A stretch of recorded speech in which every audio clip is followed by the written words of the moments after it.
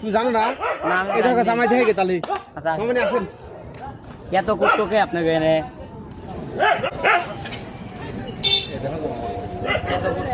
কি গাড়ি আইছে ভাবি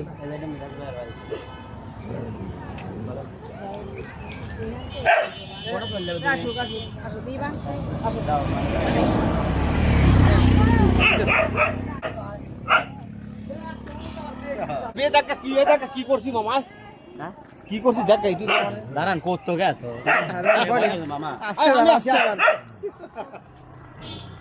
দেখ কি করছি করতো কে ভালো